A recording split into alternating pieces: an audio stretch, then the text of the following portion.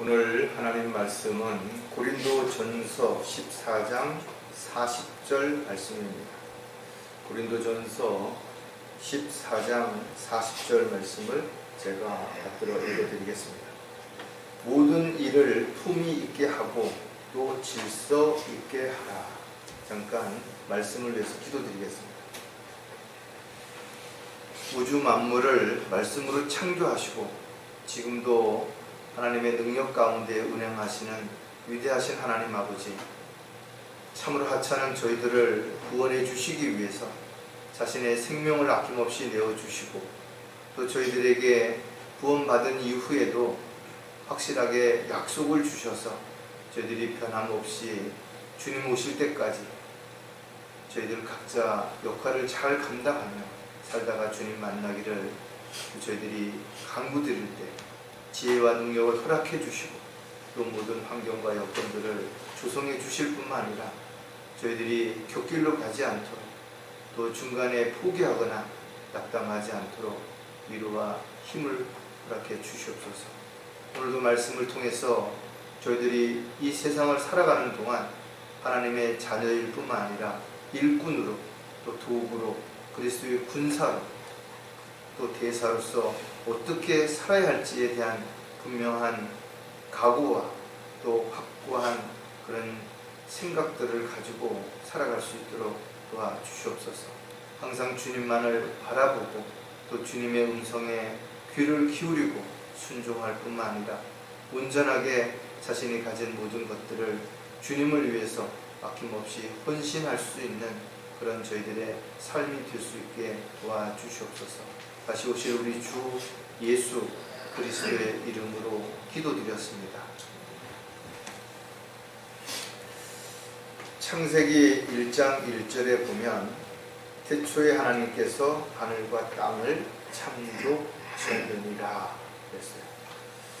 하나님께서 우주 만물을 창조하실 때 뭔가 좀 부족하게 이렇게 창조하신 것이 아니라 정말 완벽하게 아무런 문제가 없이 그렇게 창조를 하셨다라는 겁니다. 그런데 1장 2절을 보면 땅은 형체가 없고 공허하며 어둠의 깊음의 표면에 있으니 하나님의 영은 물들의 표면을 거느시니라. 뭔가가 좀 뒤죽박죽이 된 것입니다. 이렇게 질서가 깨어져서 뭔가 무질서하게 된 그런 시간이 얼마나 걸렸는지는 모르지만 분명 우리가 알 수 있는 것은 누군가가 하나님이 창조하신 것을 이렇게 무질서하게 만들었다라는 겁니다. 아마 저와 여러분이 그동안 여러 가지 공부를 하는 가운데 에스겔서 28장이라든지 이사야 14장을 통해서 그 실체를 우리는 알고 있어요.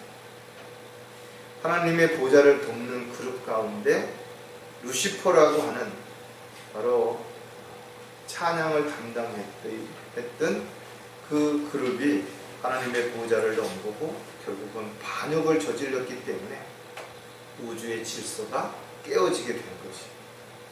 이러한 상태를 히브리어로 토후바후라고 이렇게 바보후라고 하는데 혼돈의 상태, 무질서의 상태라는 것을 의미하는 거예요. 사실 마귀가 존재하는 한 또 그의 추종자들이 그를 따르는 한 우리가 살아가는 이 세상은 결국은 크든 작든 간에 다양한 질서의 혼란 속에서 많은 사람들이 어려움을 겪고 시기와 다툼과 분쟁 이런 것들 가운데 의심을 하게 되고 또 남을 탓하게 되고 원망하게 되고 그렇게 살아갈 수밖에 없다라는 겁니다. 주님이 오실 때까지 영적 전쟁은 끝나지 않게 될 것이죠. 그래서 우리는 이 세상에 있는 동안 세상을 사랑하거나 세상에 있는 것들을 사랑하게 된다면 또 육신적인 것들에 마음을 빼앗기고 거기에 눈을 돌리게 된다면 결국은 우리 역시 불법을 행하고 무질서하게 하나님의 뜻과 계획에서 벗어나서 육신적이고 세상적인 삶을 살아갈 수밖에 없다라는 거죠.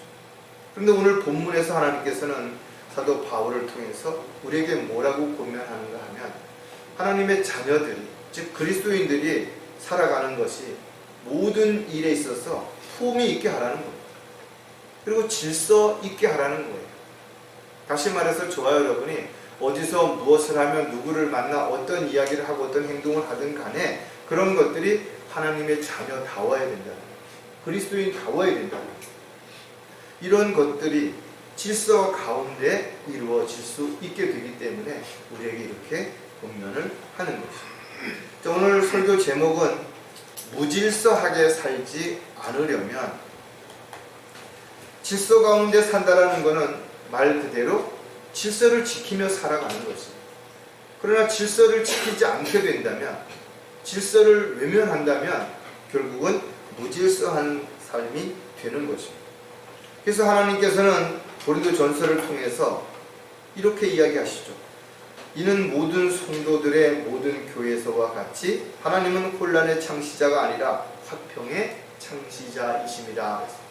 하나님은 혼란스러우신 그런 일들이라든지 그런 삶을 허락하지 않으시는 것이. 그렇다면 저와 여러분이 어떻게 살아야 되는 것인가 이거죠. 종교적인 열성을 가지고 열심히 아무리 살아간다 하더라도 하나님의 질서를 어지럽히거나 그 질서에서 벗어나게 된다면 하나님의 뜻과는 전혀 상관없는 그런 삶이 될 수밖에 없는 것입니다. 오늘 고린도전서 14장 40절은 이 한 장의 결론이죠. 거기에 보면 크게 두 가지가 나오는데, 하나는 방언하는 자들이 무질서하게 자기의 생각, 자기의 기도 이런 것들로 인해서 교회 안에 혼란이 일어난 것입니다. 또 하나는 여자들이 교회 안에서 말이 많았기 때문에 또 다른 문제가 생긴 것입니다. 조용하라 그랬고 모든 것들을 경고하고 있는데도 불구하고 오늘날 교회 다니는 사람들 가운데 얼마나 많은 여자들이 앞장서서 남자들을 가르치고 권위를 행사하고 그런 것을 성경적으로 잘못됐는데도 불구하고 누구도 그걸 제지하거나 오히려 그것을 장려하는 안타까운 형식을 우리가 볼 수 있게 됩니다. 사도 바울은 고린도 교회뿐만 아니라 데살로니가 교회에 편지하면서도 무질서한 자들을 훈계하라고 이렇게 권면하면서 자신을 본받아야 하는 이유가 무질서하게 행하지 않았기 때문이라고 이렇게 말하는 것을 볼 수가 있습니다. 즉 사도 바울은 모든 일들을 하나님의 뜻과 계획 가운데서 질서 가운데 그렇게 행했기 때문에 나를 본받으라는 겁니다. 요즘 뉴스를 보면 법이 무너졌죠. 왜냐하면 법을 지켜야 할 법관들이 정치적인 그런 부분에 눈치를 보다 보니까, 권력의 눈을 보다 보니까, 출세의 눈을 보다 보니까 점점 뭔가 올바르게 법을 집행하거나 이런 데 문제가 생긴 겁니다. 그래서 지금 여러 가지 문제들이 발생되고 있고, 그것으로 인해서 법을 바꾸고 뭐 새로운 법을 만들고 그러는 가운데 피해를 보는 것은 정작 아무런 이유 없이 국민들이 피해를 보는 거예요. 또 일부 변호사들이 분명히 범죄를 저지르고 잘못을 저질렀음에도 불구하고 여러 가지 궤변을 통해 가지고 법망을 흔들고 교묘하게 불법을 실행시킴으로 인해서 많은 문제들이 혼란스럽게 되고 있는 것도 사실입니다. 경제도 마찬가지. 열심히 땀 흘려 일을 해서 돈을 벌어야 되는데 쉽게 돈을 벌려고 하는 사람들이 있다 보니까 다양한 문제들이 생기는 거죠. 사회도 마찬가지입니다. 질서가 지켜져야 되는데 질서가 허물어져 버린 거죠. 이제는 위아래도 없어요. 그 다음에 동료도 없어요. 자기 유익을 위해서 수단과 방법을 가리지 않는 그런 시대로 점점 변해가고 있다는 거예요. 마지막 때는 사람들이 자궁하고 교만하고 자기를 사랑하고 이런 것들이 지금 현실 쪽에서 그대로 일어나는 것입니다. 불법을 저지르고 편법을 쓰고 죄를 졌음에도 불구하고 여전히 잘 먹고 잘 살고 세상에서 명예와 권력을 누리는 사람들이 너무 많은 것입니다. 최소한 기본적인 도덕이라든지 기본적인 양심조차도 지키려고 하는 사람들이 많지 않다라는 것.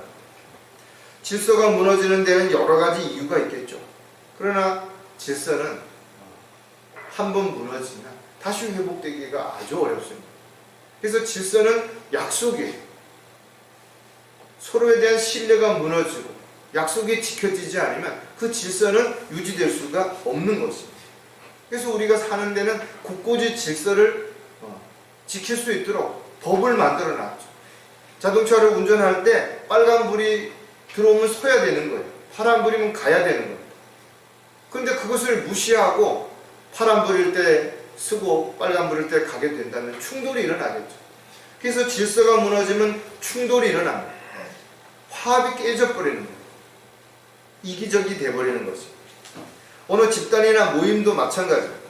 서로 간에 이간질을 시키는 사람이 있고 그 다음에 뭔가 분열을 조장하는 사람이 있다면 결과적으로는 무너질 수밖에 없는 것이죠. 서로가 서로를 의심하고 서로를 인정하지 않다고 한다면 그 어떤 양보도 없겠죠. 어떤 배려도 없을 것입니다. 이렇게 질서가 무너지는 것은 아주 작은 일에서부터 시작이 될 수도 있고 나 하나로부터 시작이 될 수도 있게 되는 것이죠. 따라서 이와 같은 신뢰가 무너지고 서로 간에 의심이 생기고 또 중간에 자기의 유익을 위해서 거짓말을 하고 이간질을 시키고 이런 일들이 일어나게 된다면 그 어느 조직이나 어떤 단체도 마찬가지겠지만 결국은 분열이 일어나고 와해될 수밖에 없어요. 그래서 오늘 저와 여러분이 정말 끝까지 주님 오실 때까지 달려갈 길을 마치는 순간까지 정말 무질서하지 않게 살기 위해서 우리가 어떻게 살아야 될 것인가에 대한 부분을 몇 가지 한번쯤 생각을 해보려고 합니다. 주님 오실 때까지 마귀는 우리를 넘어뜨리려고 할 것이고 질서를 파괴시키려고 할 것이고 수많은 사람들이 거기에 넘어지거나 실족하게 될 것입니다. 그렇다면 저와 여러분은 어떻게 살아야 되는 것인가, 이런 부분들이 다시 한번 마음에 결단하는 그런 계기가 됐으면 좋겠어요. 자, 무질서하게 살지 않으려면 우리가 첫 번째 일꾼임을 잊지 말아야 한다는 거죠. 많은 사람들이 무질서해지는 이유가 뭐냐 하면 직장에서나 어떤 조직에서 자기 역할이 있어요. 자기 계급이 있습니다. 그런데 그것이 인정이 안 되는 것이 하극상이 일어나는 거고 동료 간에 서로 간에 의심이 생겨나면 결국은 문제가 되는 거예요. 특히 자신이 마치 주인 행세를 하려고 한다든지 아니면 주인의 이름을 팔아서 자신의 유익을 채우려고 하는 사람이 있다면 그런 한 사람으로 인해서 질서가 무너지게 되고 결국은 여러 가지 사건, 사고가 생기게 될 수밖에 없습니다. 하나님께서는 시대에 따라서 다양한 사람들을 부르시고 그 부르신 사람들에게 능력을 주셔서 하나님의 일을 감당하게 하셨던 것이죠. 예수님께서도 공생의 기간에 12제자를 부르죠. 그리고 엠마오로 내려가는 그 제자의 이야기를 이제 들어보면 70명의 제자가 있었다는 걸 우리가 알 수 있죠. 부활 승천하신 후에도 사도들을 통해서 하나님의 사역을 끊임없이 이루어 가신 내용을 사도행전을 통해서 우리는 알 수가 있는 것이죠. 즉 성령께서 이 땅에 오심으로 인해서 능력을 받은 사람들이 예수님이 증인이 되어서 땅끝까지 이르러 증인된 삶을 살았던 것입니다. 그리고 사도 바울 역시 하나님의 은혜 가운데서 주님이 그를 불러서 이방인들과 또 이스라엘 백성들에게 복음을 전하기 위한 그릇으로 선택했다라고 성경에 기록하고 있는 것을 볼 수가 있어요. 저희들이 지금 마지막 시대에 살아가고 있다 이거죠.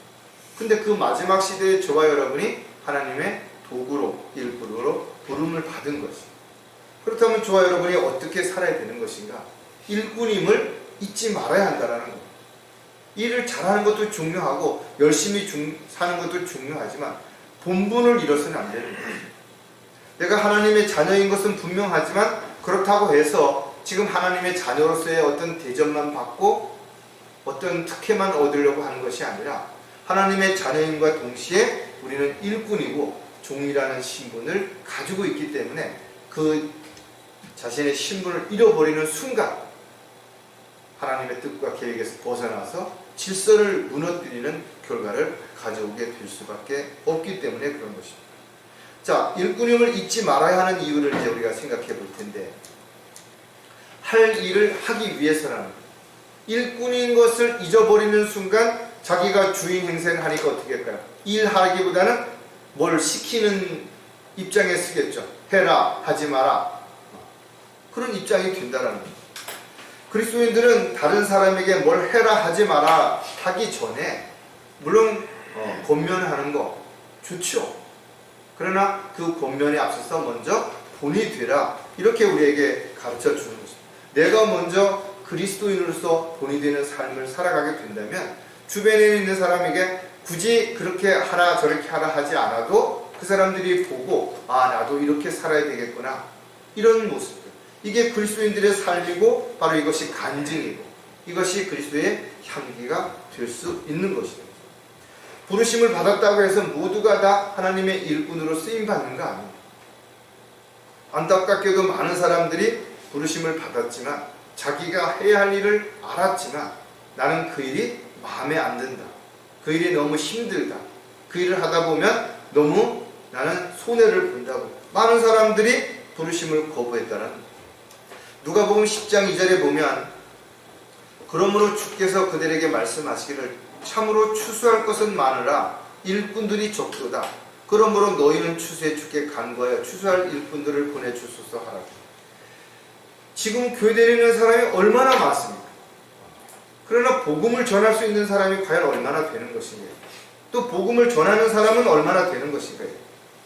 사람들 앞에 인정받기 위해서, 사람들 앞에 칭찬받기 위해서 종교 생활을 하고 있지만 실질적으로 하나님이 기뻐하시는 일꾼으로서의 역할을 하는 사람들은 많지 않다라는 것.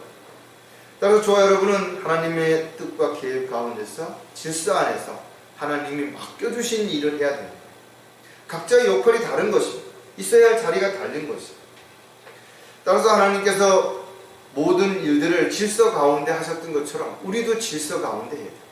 가정에서는 가정의 질서가 있어야 되는 거고, 직장에서는 직장으로서의 질서가 있어야 되는 거고, 나라에는 나라의 질서가 있어야 되는 거예요.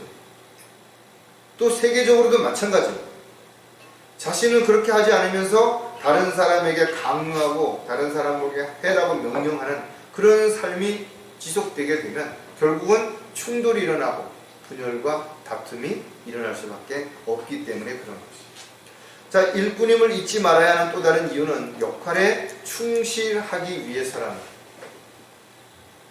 회사에 어떤 직책이 있죠. 과장은 과장으로서의 역할이 있고, 부장은 부장으로서의 역할이 있고, 그 다음에 또 대리는 대리대로, 대표는 대표대로 역할이 있는 겁니다. 그 역할이 어느 날 바뀌어버리면 안 되는 거예요. 신입사원이 어느 날부터 자기가 부장처럼 행동하고 부장처럼 사람들한테 뭘 지시만 하고 그러면 안 되겠죠.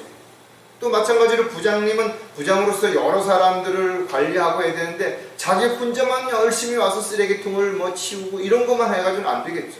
자기 역할이 있는 거예요. 따라서 시대에 따라 하나님이 부르신 사람들도 다양한 것입니다. 일하는 방식도 다양했던 거예요.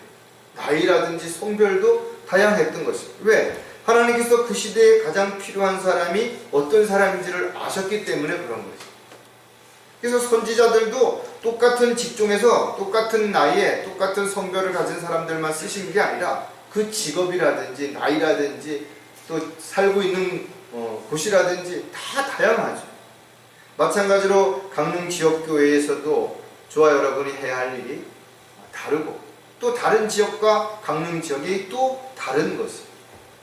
따라서 저와 여러분이 각자의 역할이 무엇인지를 가장 먼저 정확하게 알아야 되고, 그것을 알았다면 그 일에 충실해야 된다.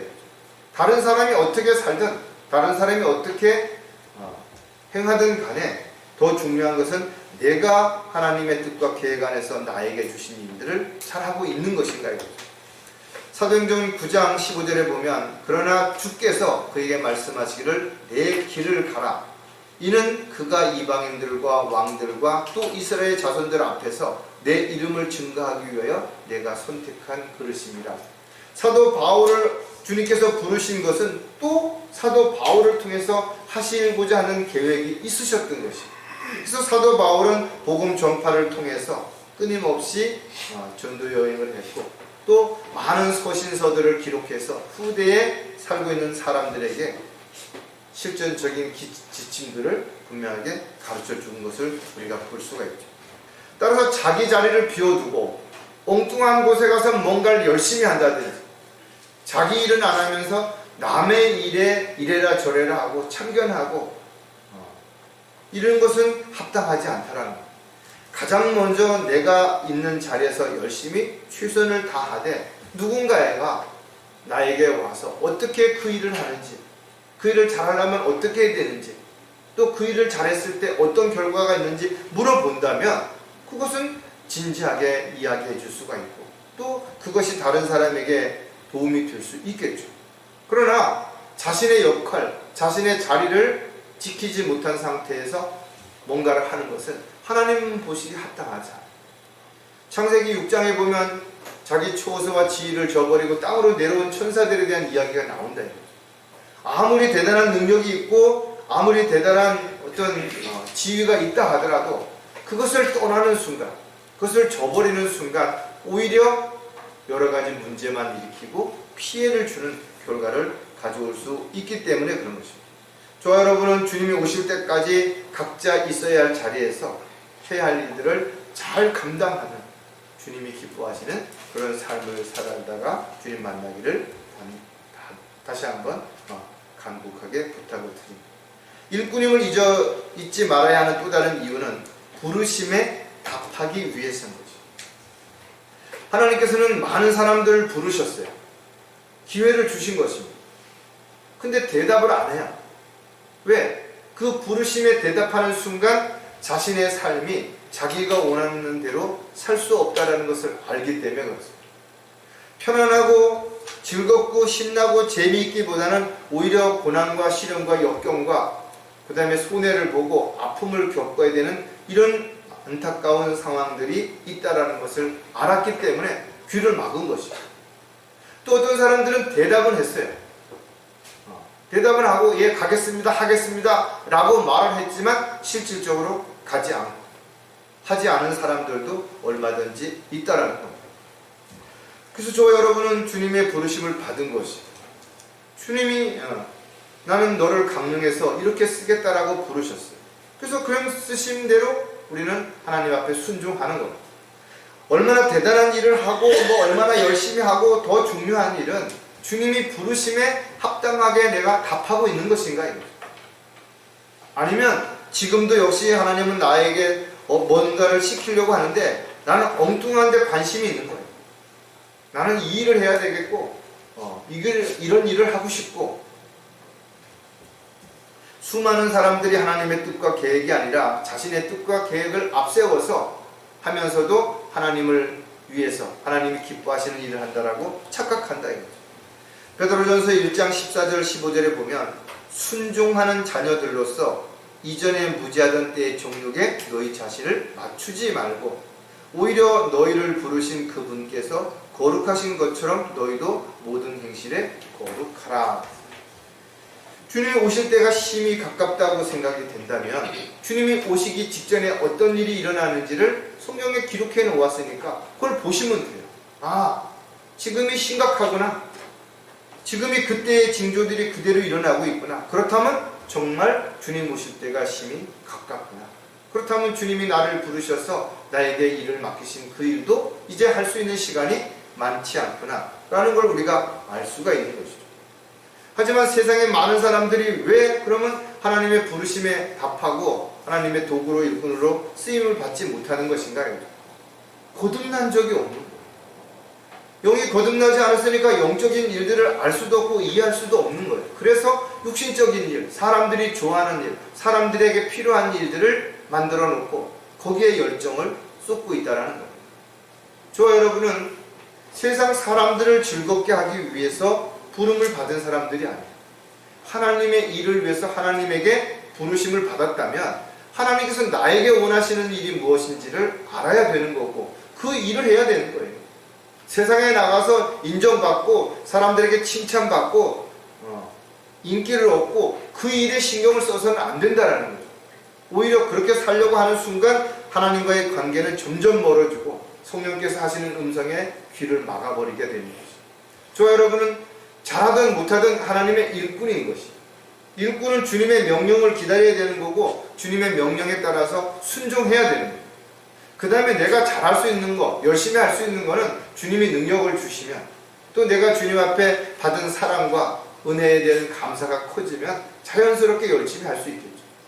이런 과정들이 생략된 상태에서 남에게 보이기 위한 종교 생활을 하는 것은 일꾼임을 이미 잊어버린 상태가 되었기 때문이라는 거예요. 자, 무질서하게 살지 않으려면 두 번째, 원칙대로 믿고 행해야 한다는 거예요. 우리가 모든 경기에서 이긴다 하더라도 규칙을 어기게 되면 실격 처리가 되죠. 마찬가지로 우리가 열심히 살고 최선을 다했다 하더라도 하나님의 법과 계획을 어겼다면 실격 처리되는 거예요. 아무것도 받을 수 없게 되는 거죠. 그렇다면 우리가 잘하고 못하고 보다 더 중요한 건 뭐예요? 하나님의 원칙이 무엇인지를 정확하게 알아야 되는 거고, 그 원칙에 맞게끔 우리가 살아야 되는 것입니다. 사람들마다 기준이 달라요. 똑같은 상황인데, 똑같은 사람인데, 똑같은 음식인데 그 결과에 대해서 이야기하는 내용은 전혀 다를 수 있다는 거예요. 왜냐하면 생각이 다르고 느낌이 다르고 바라는 것이 다르고 목적이 다르기 때문에 그런 것이죠. 그래서 사람들이 여럿이 모이는 곳에는 항상 대립과 논쟁과 다양한 문제들이 일어나게 되고, 그래서 끊임없이 분열이 일어나는 거예요.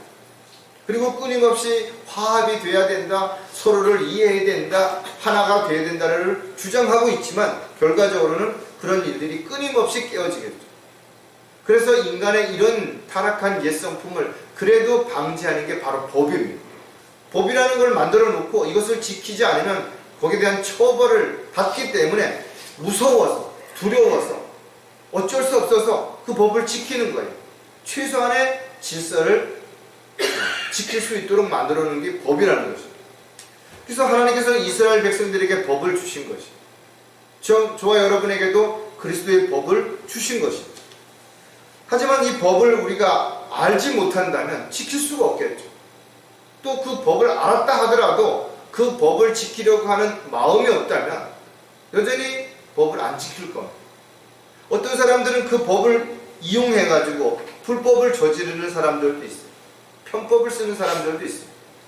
이 모든 것이 하나님 보시기에 원칙에서 벗어나는 것이에요.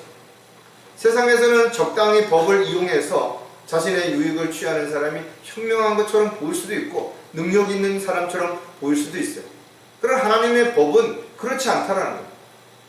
우리의 마음과 생각과 모든 걸 다 아시는 하나님 앞에 우리가 원칙에서 벗어난다면 반드시 그 원칙에서 벗어난 것에 대한 것은 보상을 받을 방법이 없어요. 또 하나님 보시기에 내가 만약에 그럼에도 불구하고 계속 이것을 사람들 앞에 그대로 행하고 있다면 가증스럽게 보여질 수밖에 없다라는 거죠. 하나님의 약속은 변하지 않습니다. 왜? 그 약속이 변하는 순간 질서가 깨어지기 때문에 그렇습니다. 하나님은 질서의 하나님이신 것이죠. 우리는 그 질서를 지키기 위해서 내 입장이나 내 생각보다는 법을 먼저 준수해야 되는 거예요. 저 여러분도 그리스도인이지만 이 세상에 살고 있기 때문에 세상의 법을 반드시 지켜야 되는 거예요. 물론 때로는 하나님의 법을 어기면서까지 세상의 법을 지켜야 되는 어떤 요구사항이 있다면 우리는 그것을 거부할 수 있죠. 그러나 국민을 위해서, 국민의 질서를 위해서 지키도록 법을 만들어 놓은 것이라면 우리도 솔선수범해서 반드시 그렇게 지켜야 돼요. 왜? 무질서하게 살지 않기 위해서 그런 것입니다. 자, 그렇다면 원칙대로 믿고 행해야 하는 이유도 우리가 몇 가지를 생각해 볼 텐데, 그 중에 한 가지가 약속을 지키기 위해서라는 거예요. 사람들마다 약속을 해놓고 그 약속을 깨는 걸 밥 먹듯 하고 또 약속을 지키지 않고서 온갖 핑계와 변명을 댄다면 질서가 지켜질 수가 없죠. 아무것도 안 되는 거예요. 내가 먼저 가겠다 그래놓고 안 가고, 내가 나중에 가겠다 그리고 먼저 가고, 하겠다 그리고 안 하고, 안 하겠다 그러고 하고, 그러면 어떻게 질서가 지켜질 수 있겠냐는. 하나님의 약속은 하나님의 약속 그대로 변함없이 반드시 지켜질 것입니다. 우리는 그 약속을 믿고 기다리는 사람입니다. 따라서 사람들이 뭐라고 하든 간에 우리는 자신이 한 약속은 반드시 지켜야 되는 것입니다. 사람들과의 약속도 중요한 거예요.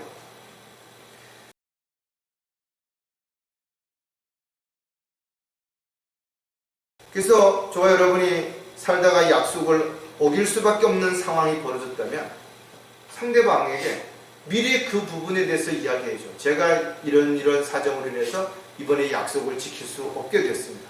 그로 인해서 발생되는 모든 문제는 제가 책임을 지고 변상을 하겠습니다. 이렇게 사전에 분명한 사과와 또 자신의 잘못에 대한 부분을 인정할 수 있어야 됩니다. 그러나 많은 사람들이 핑계와 변명을 앞세워서 자신을 합리화시킨다 이거죠. 그러나 하나님의 원칙은 어떻게 변명을 하고 핑계를 댄다 하더라도 합리화가 될 수 없다라는 거예요. 고린도후서 7장 1절에도 보면 그러므로 사랑하는 자들아 우리가 이러한 약속을 가졌으니 하나님을 두려워함으로 거룩함을 온전히 이루어 육과 영의 모든 더러움에서 우리 자신을 깨끗하게 하자. 하나님의 약속을 알고 믿고 그 약속을 지키고 또 약속을 기다리는 사람들은 하나님을 두려워하는 사람들. 그래서 그리스도인들의 삶은 세상 사람들이 또 세상의 법이 두려워서 뭔가를 자제하고 이렇게 하는 게 아니에요.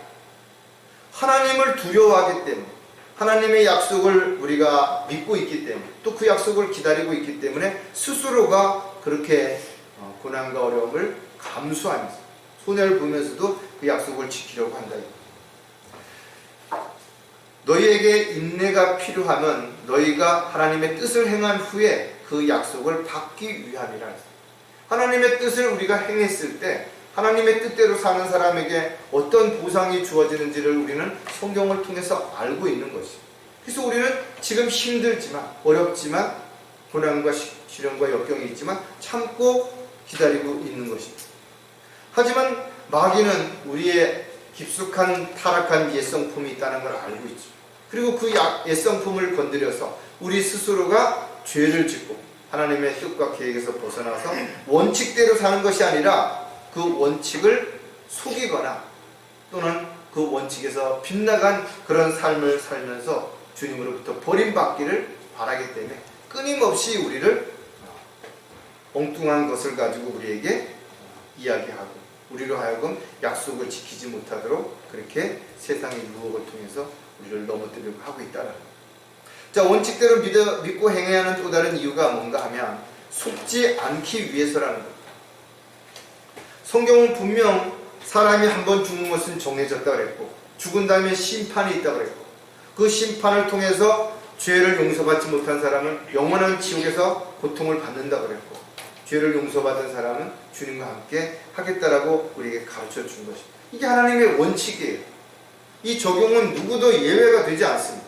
모든 사람에게 동일하게 적용이 되는 거예요. 하나님을 믿든 믿지 않든 인정하든 인정하지 않든 어떤 사람에게도 동일하게 이 과정들이 주어지기 때문에 우리가 구원을 받고 주님과 함께 영원히 살려면 반드시 마음에 믿고 입으로 고백함으로 인해서 구원 받아야 되는 것이고 영적인 삶을 살려면 영이 거듭나야 되는 것. 너무나 지극한 상식이고 모든 사람에게 동일하게 우리에게 주어지는 것이죠. 세상의 법은 속일 수도 있죠. 또 바꿀 수도 있어요. 그러나 하나님의 법은 속일 수도 없고 누가 바꿔줄 수도 없어요. 그래서 우리는 창세기 3장에 나와 있는 뱀이 이브를 어떻게 속였는지를 우리가 반드시 기억해야 돼요. 왜?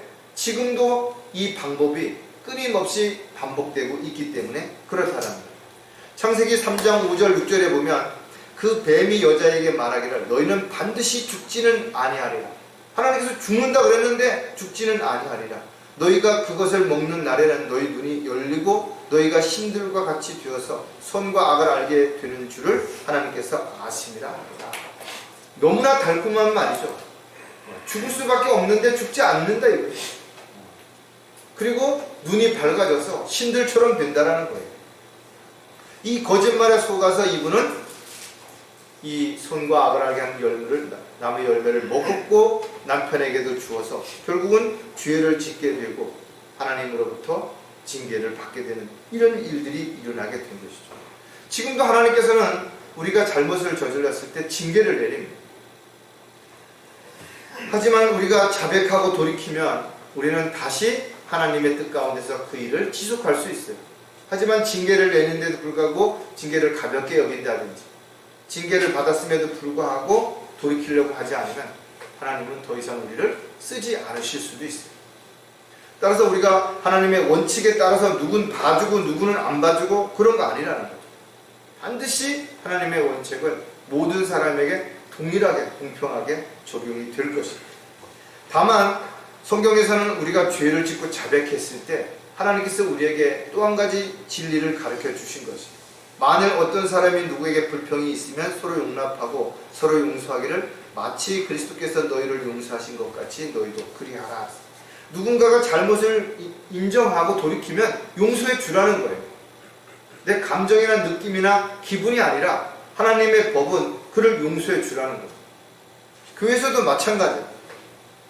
하지만 교회에선 일정 기간이 지나는 동안 그에게 잘못을 회개하고 돌이키고 치유할 수 있는 시간이 필요하겠죠. 그래서 중요한 어떤 일이라든지 부담이 되는 일을 맡기지 않는 것입니다. 기다려주는 것이죠. 하지만 사탄은 지금도 우리에게 달콤한 말로 유혹하죠. 너 왜 거기서 그러고 있느냐? 이런 데 가면 대접도 받을 수 있고 경제적으로도 여유가 있고 이럴 수 있는데 달콤한 말에 속아서는 안 된다는 거예요. 우리는 저와 여러분이 마찬가지겠지만 세상에는 수많은 사람들이 우리를 속이려고 하고 있어요. 속지 말라는 거예요. 또 우리가 순간순간 누군가를 속이고 하나님까지도 속이려고 하는 그런 악한 성품이 있기 때문에 하나님 우롱당하지 않으신다라는 거죠. 행한 대로 갚아주신다라는 걸 우리에게 원칙을 분명하게 제시해주고 있는 것입니다. 이것은 변함이 없는 거예요. 원칙대로 행해야 하는 또 다른 이유는 법을 이루기 위해서라는 겁니다. 아무리 국회에서 법을 통과시켰다 하더라도 그것을 사람들이 지키지 않으면 그리고 지키지 않는데도 거기에 합당한 처벌이 없으면 법이 있으나 마나죠. 따라서 법이라고 하는 것은 반드시 지켜야 되는 것입니다. 지킬 때 그 가치가 있는 것입니다. 그래서 우리가 질서를 지키기 위해서 다양한 법들이 제정이 된 것입니다. 자동차가 충돌되지 않도록 그래서 사거리 신호등을 만들어서 교통법규를 만들어 놓은 것입니다. 회사에 어떤 문제가 생겼을 때 질서를 바로잡기 위해서 사규를 만들어 놓은 것입니다. 어떤 조직이나 어떤 단체에도 이런저런 정관을 만들어 놓은 이유가 만약에 어떤 문제가 생겼을 때 논쟁이 되지 않도록 하기 위해서 미리 그것을 기록해 놓고 사람들에게 알려주고 그 다음에 어떠한 변명도 하지 못하도록 그렇게 만들어 놓은 것입니다. 하나님께서 법을 만들어 놓으신 이유도 바로 그런 것입니다. 이렇게 하시겠다라는 거예요. 모세를 통해 이스라엘 백성에게 가나안 땅에 들어가서 너희들이 이렇게 되면 하나님께서 쫓겨난다 이거죠. 그때에 대해서 너희들이 몰랐다라고 그렇게 변명하지 못하도록 그렇게 하셨다는 거예요. 마지막 때에 일어날 일들을 우리에게 경고하고 계시는 이유도 그거예요. 나는 몰랐다. 그런 게 있는지조차도 몰랐다라고 변명할까봐 미리 경고하시고 미리 선지자들을 통해서 미리 하나님의 일꾼들을 통해서 그렇게 기록을 해 놓으신 것입니다. 저와 여러분은 하나님의 법을 알아야 되고 그 법을 알았으면 반드시 그 법을 이루어야 됩니다. 믿고 지키고 따라야 되는 것입니다. 갈라디아서 6장 2절에 보면 너희는 서로의 짐을 지라 그리하여 그리스도의 법을 이루라. 우리가 각자 가는 길과 해야 하는 일들이 다른 것입니다. 물론 근본적으로는 우리가 하나님이 원하시고 기뻐하시는 종으로서 일꾼으로서의 역할을 하지만 그러나 있어야 할 자리와 해야 할 일들이 다르기 때문에 그렇다는 거예요. 그래서 하나님께서는 우리에게 재능도 다르게 주셨고 은사도 다르게 주신 거죠. 아무도 너희를 철학과 헛된 속임수를 누락질하지 못하도록 주의하라. 그것들은 사람들의 전통과 세상의 유치한 원리를 따른 것이며 그리스도를 따른 것이 아니니라. 세상의 법, 세상에 있는 것들이 우리가 지켜야 될 부분들이 있지만 그러나 하나님의 법에 우선하지 않습니다. 그래서 세상의 전통, 어떤 세상의 어떤 그런 것들이 다 필요하긴 하죠. 그러나 이런 것들이 하나님의 말씀에 비춰보면 유치한 원리인 거예요. 이런 건 넘어가지 말아요. 철학이라든지 과학이라든지 이런 것들에 너무 맹신해서 하나님의 법을 어기는 어리석은 자가 되지 말라라는 거예요. 저와 여러분은 그리스도의 법을 따라야 되는 것이고 그리스도의 법을 이루기 위해서 하나님의 말씀이 우리의 삶의 최종 권위가 반드시 되어야 됩니다. 이러한 원칙을 우리가 믿고 실행에 옮겨야 되는데 그렇게 하지 않을 때 질서가 무너지는 거죠. 가정에서도 마찬가지고 교회에서도 마찬가지로 원칙이 깨어지면 마치 이스라엘 백성들에게 왕이 없을 때 다들 자기 좋은 대로 자기 원하는 대로 그렇게 행했다 그러잖아요. 지금도 마찬가지예요. 어떤 질서가 깨어져서 법이 없으면 서로 다 자기가 옳다고 그러고 자기 말이 맞다 그러고 자기가 하는 대로 해야 된다라고 그렇게 주장할 거 아니에요. 자, 마지막으로 무질서하게 살지 않으려면 영적인 권위를 따라야 한다는 거예요. 저와 여러분은 이 세상의 어떤 유명한 인물을 따르는 사람들이 아니에요. 어떤 종교나 단체 이런 걸 따르는 사람들이 아니에요. 우리는 하나님을 믿고 하나님을 따르는 사람들이에요. 우리는 성령님의 인도하심과 돌보심 가운데 영적인 삶을 살아가는 것입니다. 그러기 위해서는 영적인 권위가 무엇인지를 정확하게 알아야 되고 왜 하나님께서는 영적인 권위를 주셨는지도 분명하게 알아야 되는 것입니다. 하지만 영적인 권위는 상실될 수 있다는 것. 영적인 권위를 육신적인 유익을 위해서 또 누군가를 지배하려고 하는 그런 삶이 지속된다면 하나님께서는 그 권위를 상실하게 해버리는 것입니다. 따라서 영적인 권위를 상실하게 될 때 가장 큰 원인 가운데 하나가 물질적인 문제죠. 세상에 욕심이 들어오면 이 권위가 흔들리기 시작하는 것입니다. 또 영적인 일보다 육신적인 일에 관심을 갖게 될 때, 세상적인 일에 관심을 가져서 세상 사람들로부터 높임을 받고 인정을 받고 대접을 받으려고 할 때 이런 것들이 권위가 흔들리기 시작하고 결국은 넘어질 수밖에 없게 되는 것이다. 또 성경에 기록되어 있는 하나님의 말씀을 가르치고 그것을 배우고 그것을 전하고 이렇게 해야 되는데 거기다 자기 생각이나 또는 자기 입장에서 뭔가를 빼거나 더하거나 삭제시키거나 이러는 것들이 이루어지면 영적인 권위는 한순간에 무너지는 것입니다.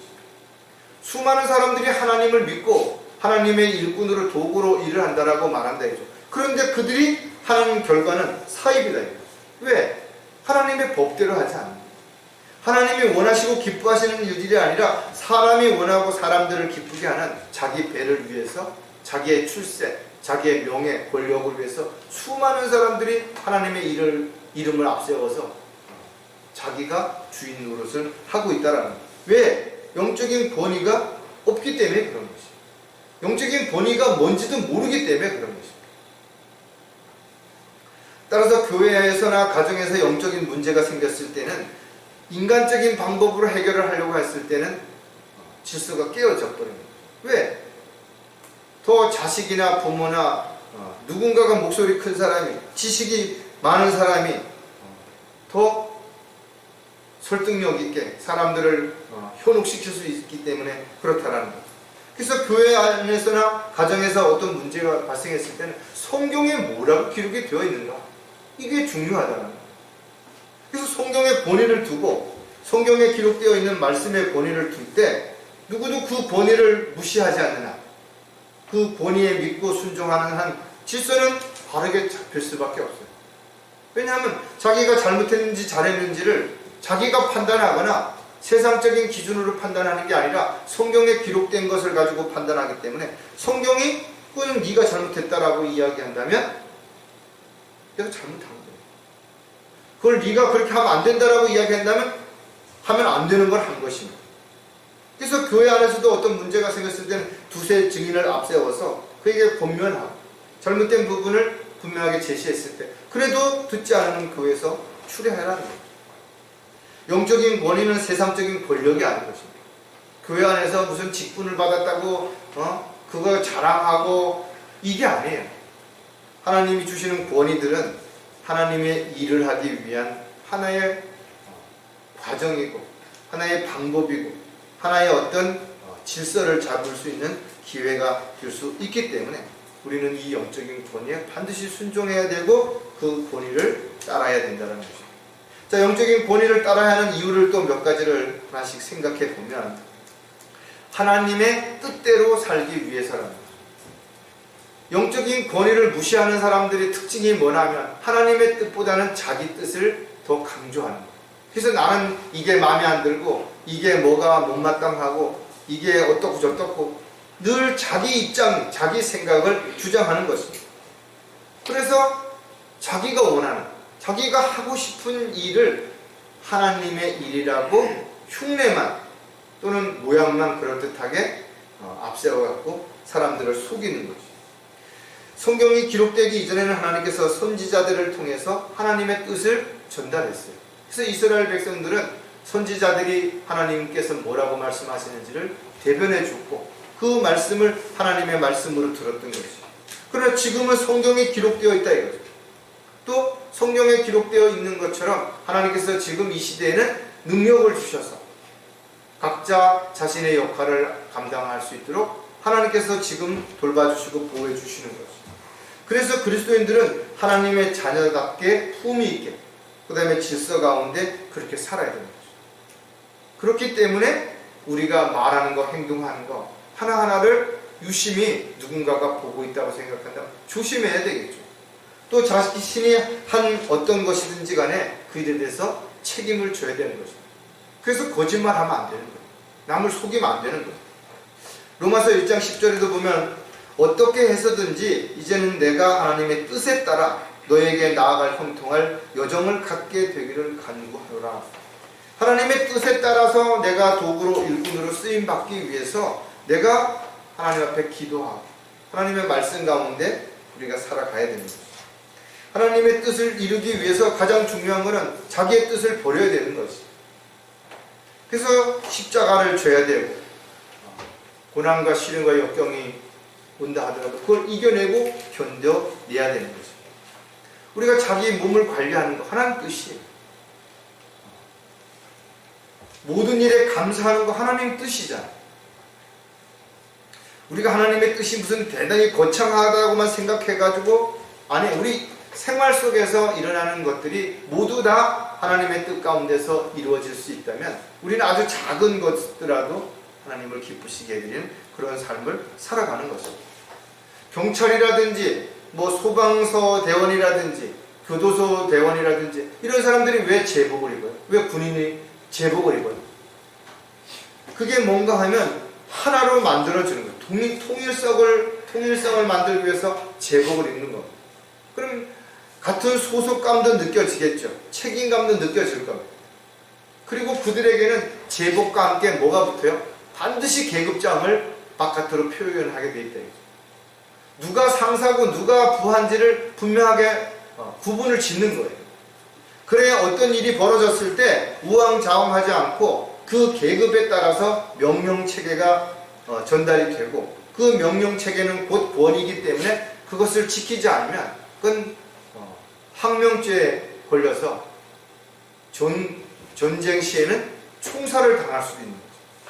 수많은 사람들이 하나님의 뜻과 계획 가운데서 살아간다고 말하면서도 성경에 기록되어 있는 말씀대로 살려고 하는 그런 삶을 살지 않는 이유는 권위를 인정하지 않기 때문에 그런 거죠. 자, 영적인 권위를 따라야 하는 또 다른 이유가 뭔가 하면 분열을 막기 위해서라는 거죠. 영적인 권위는 하나님께서 주시는 것이에요. 사람들이 모여서 투표를 해갖고 뽑는 거 아니에요. 또 내가 한번 잘해보겠다고 내가 자원해서 할 수 있는 게 아니라는 겁니다. 그래서 교회를 세울 때 하나님께서 피로 세우고 목자를 세우는 것도 성령을 통해서 그렇게 하신다라고 성경에 기록이 되어 있는 것이에요. 그러니까 아무나 내가 한 목사 한번 돼보겠다고 하는 거 아니에요. 또 나 하기 싫다고 어느 날 나는 이런 것보다는 내가 하고 싶은 일을 하겠다 그만둘 수도 없는 거예요. 왜? 하나님께서 부르신 이유와 목적을 알기 때문에 그렇습니다. 그래서 늘 힘들어요. 불안하고. 왜? 자신 한 사람으로 인해서 누군가 상처를 받거나 누군가가 어려워질까, 누군가가 손해를 볼까 이런 부분들을 늘 생각해야 되는 거죠. 어떻게 보면 사업을 하는 것도 마찬가지겠죠. 그냥 내가 직장에 다니면 내 일만 열심히 하면 돼요. 아침에 출근해서 퇴근할 때까지 주어진 일만 열심히 하면 되는데 만약에 경영자라면 자기가 사장이라면 돈을 벌어서 월급도 줘야 돼요. 또 시시때때로 변하는 사회에 대한 어떤 인식도 있어서 자기가 하는 일이 계속 발전이 될지 또 어느 날 갑자기 없어질지 이런 수많은 고민들을 해야 되기 때문에 훨씬 책임감이 무겁죠. 훨씬 더 많은 시간을 거기에 투자를 해야 되는 거죠. 마찬가지 영적인 삶을 살아가는데도 나 혼자만 생각하는 사람과 집에서 가장으로서 가족들을 먼저 생각하고 또 더 나아가서 이웃을 생각하고 이러는 것들이 크면 클수록 그만큼 부담과 그만큼 책임감이 커지기 때문에 힘들다는 거예요. 왜? 두 사람이 살아가는데도 이런저런 다툼과 분열이 일어나죠. 세 사람이 되고 10사람이 되면 그만큼 분열과 다툼이 일어날 수 있는 확률이 높아지는 거죠. 그래서 힘든 겁니다. 어떻게 보면 많은 사람들이 교회에 오고 많은 사람들이 교회에서 북적거리면 교회가 강성해지고 뭔가 대단할 것 같지만 또 한편으로 보면 오히려 이런저런 수많은 일로 인해서 분열이 일어나고 다툼이 일어나고 분파가 일어나고 서로 이간질 시키고 미워하고 원망하고 그럼 교회를 이끌어가기 위해서 어떻게 할까요? 타협을 하는 거예요. 이 사람하고는 이렇게 얘기하고 저 사람 저렇게 얘기하고 서로 갖다 이렇게 화합을 시키기 위해서는 달콤한 말로 또 거기에 맞는 보상으로 뭐 직급을 높여주고 뭘 하는 식으로 이렇게 할 수밖에 없는 이런 안타까운 일이 실질적으로 대형 교회에서 일어나고 있다. 사도행전 20장 28절에 그러므로 너희 자신을 조심하고 모든 양떼에게도 그리하라. 이들을 위하여 성령께서는 너희를 감독자로 세우셨으며 하나님께서 자신의 피로 사신 하나님의 교회를 돌보게 하셨느니라. 교회의 영적인 권위가 상실되면 교회는 분열되는 거예요. 여러분들이 자식이 성공해서 TV에 나와가지고 제가 이렇게 성공했습니다 라고 인터뷰를 하게 되면 집에 있는 부모가 못 배웠더라도 돈이 없더라도 하루아침에 그 자식으로 인해서 세상 사람들로 인해서 존경을 받게 되고 우러러보게 되죠. 반대가 되면 아버지가 국회의원이고 뭘 하는데 어느 날 죄를 짓고 감옥에 가고 그럼 그 자식은 자기가 잘못한 게 없는데도 사람들한테 눈치를 봐야 되고 비난을 받아야 되고 이런 일들이 일어난다. 따라서 저와 여러분이 함께 지체로서 형제 자매로서 교회에서 있다면 서로를 존중해주고 서로를 높여주고 서로의 부족한 부분을 채워주고 서로를 이끌어주고 그렇게 줘야 됩니다. 가끔 가다가 이제 제가 이렇게 보면은 사람들 앞에서 자기 아내를 막 개무시한다. 아무것도 모른다 그러고 저 사람은 어떻다고 그러고 반대로 남편은도 그러죠. 사람들 앞에서 막 그렇게 이야기를 하는 거예요. 그러면 자기가 그렇게 얘기를 하니까 자기가 대단히 특별하고 잘나고 이렇게 생각할 거라고 사람들이 생각할 거라고 착각한다 이거죠. 그러나 그렇지 않아요. 자식이 부모를 무시해버리면 주변에 그 사람을 아는 사람들 그 부모 다 무시해버리는 거예요. 부모가 자식을 사람들 앞에서 맨날 욕하고 무시해버리면 다른 사람들도 그 자식 무시해요. 교회에서도 마찬가지.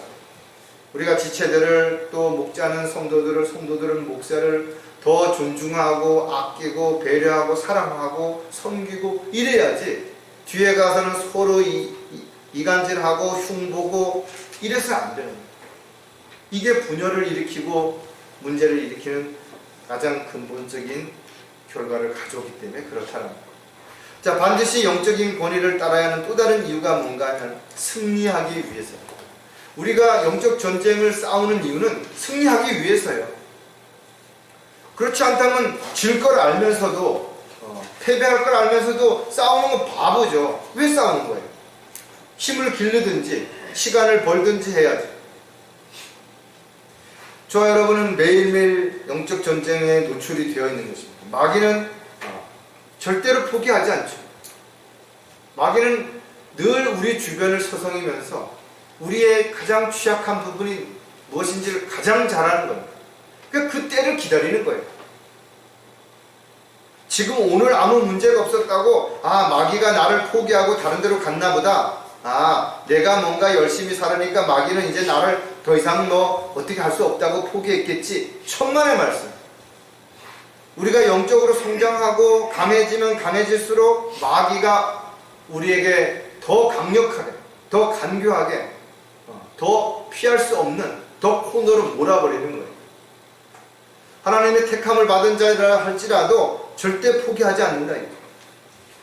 스스로가 주님을 떠나도록, 스스로 포기하도록, 도망가도록 끊임없이 우리를 칙하고 그렇게 하는 것이죠.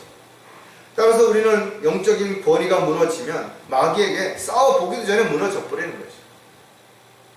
성이 무너지는 것은 누군가 안에서 문을 열어줬기 때문에 성이 무너지는 거예요. 성벽을 쌓을 때 외부에서 누구든 침범하지 못하도록 튼튼하게 만든 겁니다. 누구나 와서 무너뜨릴 거라면 그걸 뭐하러 쌓겠어요? 마찬가지로 저와 여러분이 무너지는 것은 외부의 힘이 강해서가 아니라 내 내적으로 내 안에서 분열이 일어났기 때문에 그런 갈등이 생기고 의심이 오고 뭔가 다른 것에 마음을 빼앗기기 때문에 그런 결과를 가져올 수 있다는 것. 저와 여러분은 하나님의 뜻과 계획 가운데서 늘 겸손해야 되는 것이죠. 사울 왕처럼 자기가 왕이니까 제사장처럼 자기가 번제를 드리겠다고 생각하면 착각하는 거예요. 그래서 왕권을 빼앗긴 것입니다. 수많은 사람들이 그랬죠. 모세에게 반역을 꾀한 코라 자손들 역시 자신들이 대단하다고 생각한 거예요. 그래서 땅 속으로 그대로 내려간 것입니다. 미리암 역시 마찬가지죠. 왜 문둥병에 걸린 것이죠? 교만해지면, 자만해지면 한순간에 무너져 내리는 거예요. 여리고 성을 승리를 이끈 이후에 3,000명이 아이성에 올라가가지고 완전 패배를 했잖아요. 왜 그런 것이에요? 그들이 교만했기 때문에 그런 것이에요. 에베소서 6장 11절에 보면 너희는 마귀의 술책에 대항하여 설 수 있도록 하나님의 전신 갑옷을 입으라. 저와 여러분은 영적 전쟁을 위해서 전신 갑옷을 입어야 되는 것이죠. 왜? 우리가 싸워야 할 대상은 눈에 보이는 육신적인 그런 사람들이 아니라 그 뒤에 있는 영적인 존재들이기 때문에 그렇다는 거예요. 그리고 이 영적인 존재들은 막강한 힘을 가지고 있죠. 또 그 방법이 아주 간교하고 악랄하죠. 우리는 이와 맞서서 승리하려면 반드시 힘이 있어야 되는 거죠. 그리고 그 힘을 우리는 영적인 힘을 가져야 되는 것이고, 이 힘은 기도로, 이 힘은 우리가 말씀을 공부함으로 인해서 또 영적으로 깨어 있어서 성령님의 인도하심을 받을 때 그것이 가능하게 된다는 거예요. 따라서 영적인 권위가 무너지면 교회도 마찬가지지만 가정도 무너지게 되고 자기 스스로도 무너질 수밖에 없는 거죠. 우리는 이제 이 마지막 시대에 살아가고 있다 이거죠. 정말 달려갈 길을 마칠 때가 가까이 온 것이에요. 이제 얼마 남지 않은 것이에요. 하지만 우리가 알아야 되는 것은 그만큼 우리가 이제 거의 다 달려왔지만 마귀 역시도 시간이 얼마 남지 않았다는 걸 알기 때문에 더욱더 아주 악랄한 방법을 써서 우리를 넘어뜨리려고 온갖 거짓말로, 온갖 위선으로 우리에게 무너뜨리려고 하는 그런 방법을 계획하고 또 그렇게 실행을 할 것입니다. 저와 여러분이 이와 같은 사실을 알았다면 우리는 반드시 주님 오실 때까지 승리하기 위해서 어떤 경우에도 실족하거나 포기하거나 딴 길로 가서는 안 될 것입니다. 하나님께서는 오늘도 우리에게 다시 한번 우리가 무질서하지 않게 살도록 우리에게 권면의 말씀을 주신 것이죠. 하나님은 질서 가운데 모든 일들을 행하시기 때문에 저와 여러분 역시 질서 가운데 올바르게 행한다면 무질서한 삶이 아니라 하나님이 원하시고 기뻐하시는 일꾼으로서 원칙대로 행할 뿐만 아니라 영적인 권위를 존중하는 가운데 주님의 귀한 도구로 쓰임을 받게 될 것입니다. 기도하겠습니다. 아버지 하나님, 참으로 감사를 드립니다. 오늘도 말씀을 통해서 저희들이 다시 한번 어떻게 살아야 할지에 대해서 알려주셔서 감사를 드립니다. 저희들이 신분을 망각하는 순간 저희들은 교만에 빠질 것이고 또 쓸데없는 일에 마음을 빼앗기게 될 것이고 마귀에게 틈을 주어서 한순간에 무너져 내리는 참으로 비참한 결과를 맞이하게 될 것입니다.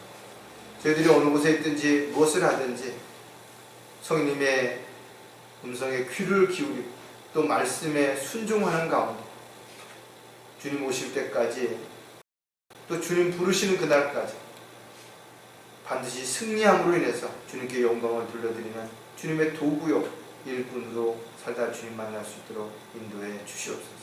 세상이 어떻게 변하든 사람들의 가치관이 어떻게 달라지든 저희들은 모두 하나님의 원칙에 따라서 말씀대로 믿고 실행하며 살다가 주님 만나기를 다시 한번 간절히 구하고 합니다. 오늘도 저희들에게 주신 이 말씀이 영의 양식이 되어서 저희들이 반드시 승리할 수 있도록 힘 주시옵소서. 다시 오실 우리 주 예수 그리스도의 이름으로 기도드렸습니다.